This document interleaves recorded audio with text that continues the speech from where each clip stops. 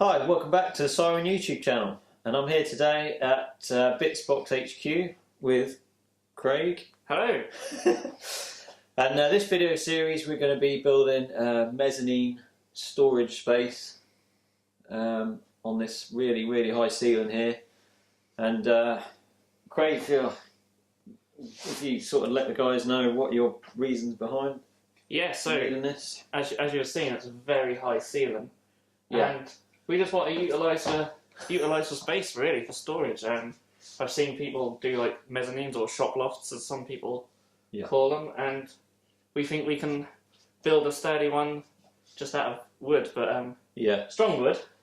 Yeah, so we've got 6x3s for the floor, so that should be plenty strong enough. Yeah, and 4x2s for the wall supports. So we're just going to have at it with a miter saw and some screws and see how we get on. A lot of screws. So we're going into the floor and the wall with the sort of wall supports. Yeah. And then into the wall and the supports with the floor that's going up. Yeah, so it's going to create for you a little sort of seating area for painting and doing other various bits and photography. Yeah, so essentially divide the back into like 2 rooms. So yeah, like let's say we want a photography room and then just another more general space on one side, and we'll be able to put shelves up underneath as well. So really utilise all the space as much as possible for storage, which would be awesome in such a small little room like this. Just a little disclaimer, we're not builders, so this isn't going to be done to building regulations. This is just an outbuilding, it's not a dwelling. Yeah. So anyone trolling and quoting me the building regs will be duly deleted. It's literally just an outbuilding. We're just trying something here. Other people have done this on YouTube in this very similar way, and it looks good, really. I think it works. So. Yeah, the key will be that it's safe, it's not going to fall on anyone's head, and that it takes away. And again, it's for storage. I'm not going to be walking around up there. Yeah. So let's get cracking.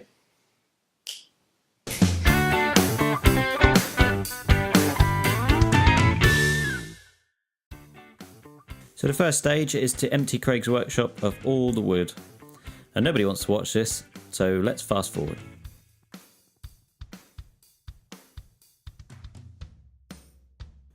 I said, let's fast forward.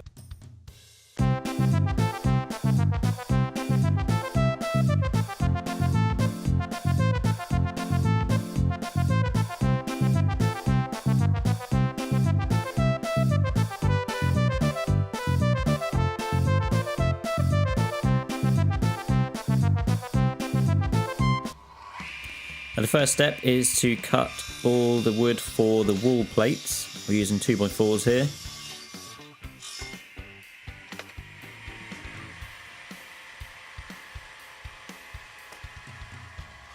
There's a lovely piece of wood for you.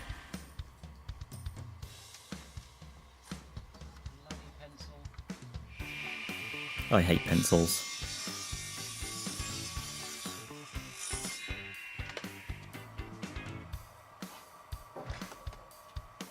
So once we had cut and measured the first piece, we then use that as a guide to cut the following pieces. It just saves a lot of measuring and potential to make a mistake. And we used the MDF sheet as a guide to make sure that the wall plates were the correct needed width. You plank.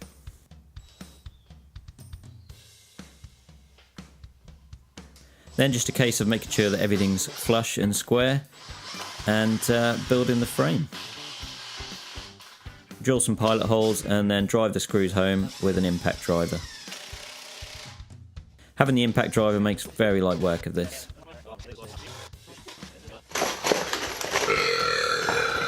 And then we have 2. And there's belch number 1.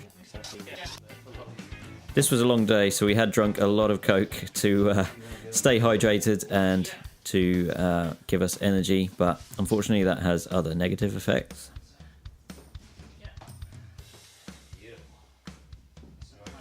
And there's the first 2 walls done. On to the next. Again, using the MDF sheet as a guide to get the exact dimensions.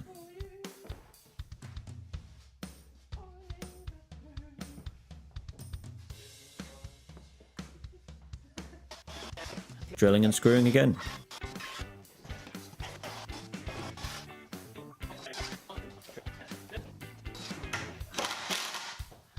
80mm. That's what we want. So again, just checking everything's flush and square and screwing home. So here we're just drilling clearance holes into the wall plates for them to be attached to the wall and the floor.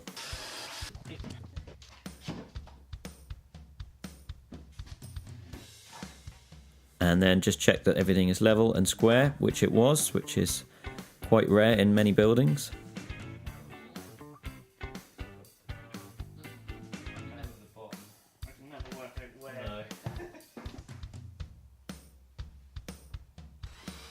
So for this one, we use the technique of simply marking the wall and then pulling the plate away to further drill the holes. There is another technique which we'll show you on the next wall.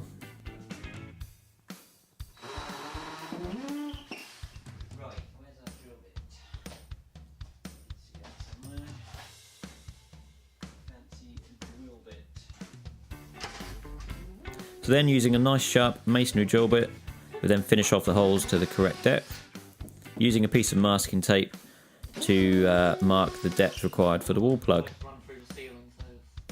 As this is a breeze block wall, it was nice and easy.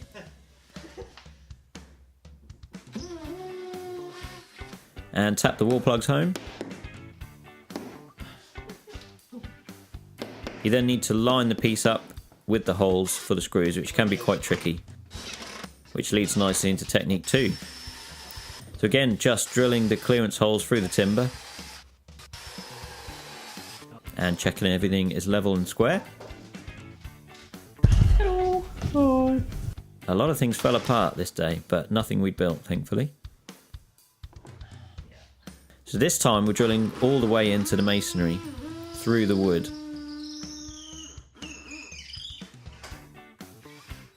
And with the piece still in place, you tap the wall plug home into the timber. Doing good. And a little homage to Ace Ventura. What a film.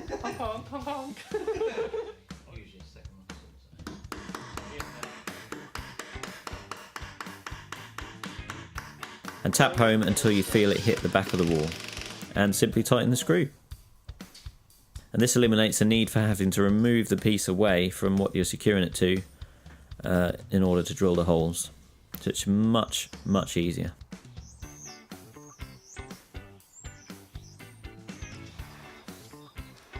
Next, onto the joists for the floor plates, or ceiling plates, depending on which way you look at it. This is much larger wood, much more difficult to work with. And the trolls out there will notice that I forgot my safety glasses.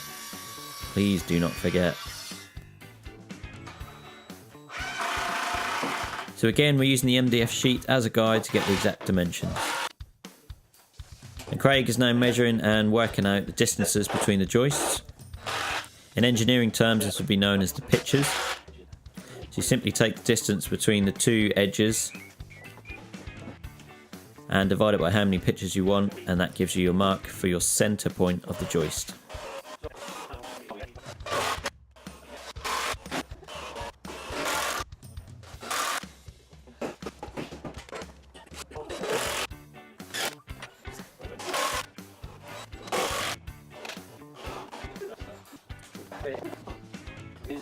So again, just checking all the joists are level and square, and go through the painstaking process of drilling pilot holes and screwing home. Without the impact driver, this would be a very, very slow process. Slower. We kind of underestimated how heavy these floor plates would be. As you can see, it was quite a struggle getting them up such a height with just the two of us. We're both not the tallest people in the world, but we got there.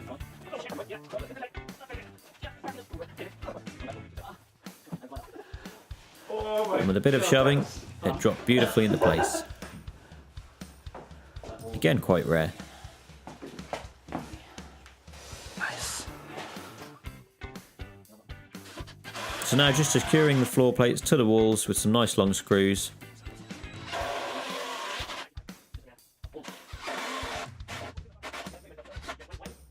And we do eventually drill the floor plates into the masonry walls also.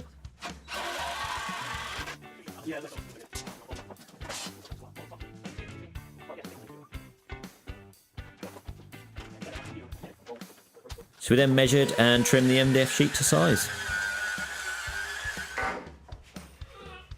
This was a lot easier to lift up, as you can imagine.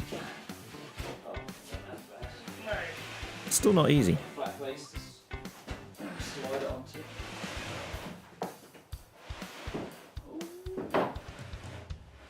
So on to day 2 now, and we're now making the second floor plate. Again using the MDF sheet as a guide to get all the dimensions correct.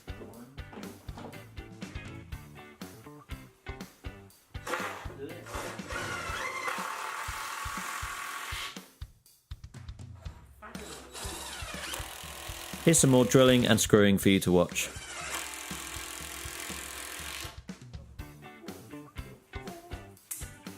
And again, Craig working his magic, calculating the pitch distances. That was really hard to say.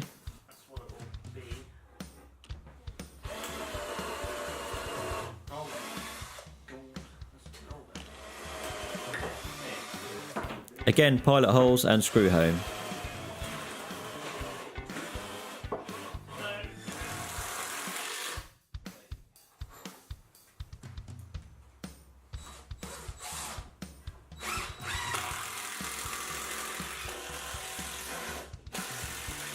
We all love the sound of a cranked impact driver. Try not to trip over the wood on the floor. So now just holding the other end square, drilling the pilot holes, and once again, screwing home.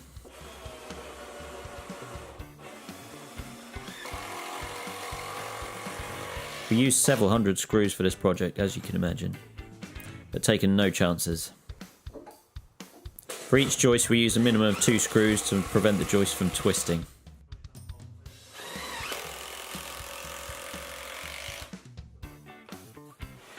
And this time we were a bit smarter and we actually lined up the floor plate on the MDF sheet and drew round it. Much better.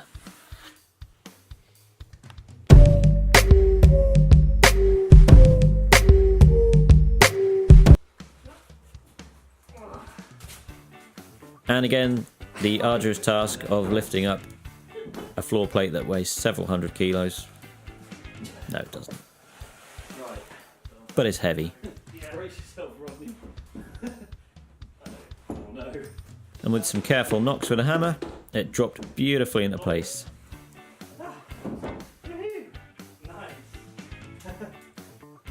So there we have it. Both frames are up. Nice. One little bit handy to go. Yeah. That's going nowhere in a hurry. But that's it. Belch number 2.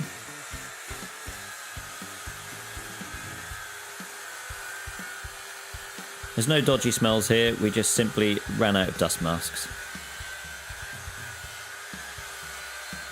Again trimming the MDF sheet to size using our pre-marked pencil line. Made life a lot easier.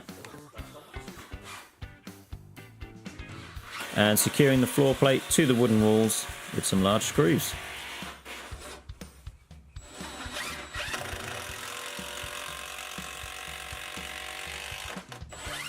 That thing is going nowhere. And there we have it. The main structure is up.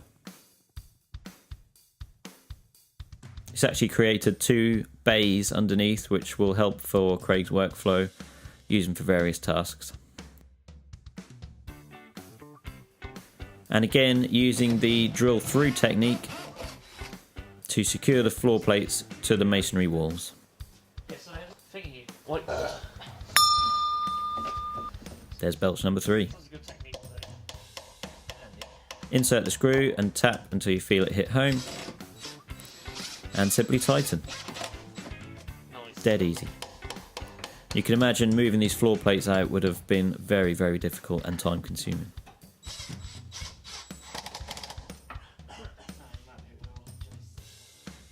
Next, I'll take my framing square and mark out the positions of all the floor joists.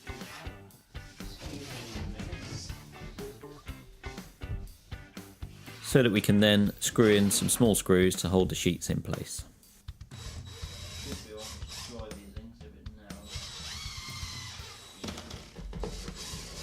Again, a very painstaking process.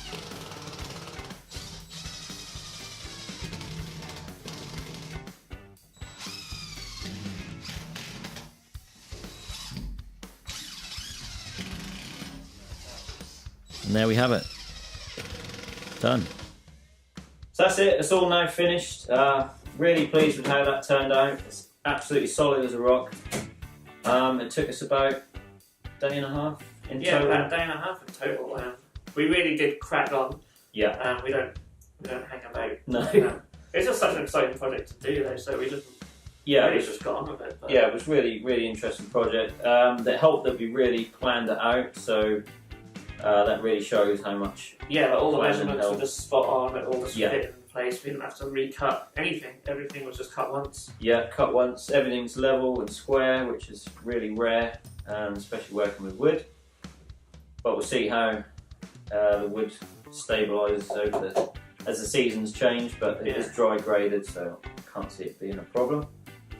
All came in at about 500 quid for the materials. Yeah. Which is pretty good for a mezzanine of this size. It's about 4 foot back, and it's over 4 meters going across. Yeah, so it's really quite some width. I don't know what that is in feet, but it's huge. And if you were to buy a mezzanine kit or something, it would cost you thousands, I would yeah. imagine. Yeah, for this size. As we said at the start, this probably isn't to the latest UK building regulations, but this is not a dwelling, it's an outbuilding, so I don't know if they'd even apply. But if they do, it's so solid, like, yeah, you'd just be shocked, really. From a safety point of view, this is perfect. Let's go nowhere. Yeah. Unless we unscrew it. And speaking of safety, we're going to put a railing going across. Yeah. And some stairs up. Yeah, we're going to make a makeshift ladder of some description, and a railing at some point. We'll stain it all up nice, and sure James will do a future video showing that off. Yeah, we'll do a follow-up video on that, and also showing it being sanded and finished and all looking great. Yeah, so it's all finished now, and over to Craig to fill it with all his junk. Oh yes. And it also has another purpose, because underneath it has created 2 separate little spaces as well, sort of little alcoves. I mean, you could even use some 2x4s to make them into full rooms if you want. I'm just sort of a bit short on space to do that. Yeah. But yeah, we've got a little photography area on one side, and then just another sort of order packing area on the other side. And I'll put some little lights in there as well. So yeah, so it's really bags of potential, because it's created 2 offices almost underneath, 2 partitions. So it really makes for a nice working. Yeah, and just this massive storage space on top, which is great. Yeah, I have a lot of crap. Yeah. So this is how you make use of extremely dead space in a very, very high pitched roof building. Yeah, really fun. Yeah, great project, really fun to do. Yeah. And we hope you guys enjoyed the video as much as we enjoyed building it. Yeah, and it's still up for now. Yeah, that's great. Tune in for the next one. See you later.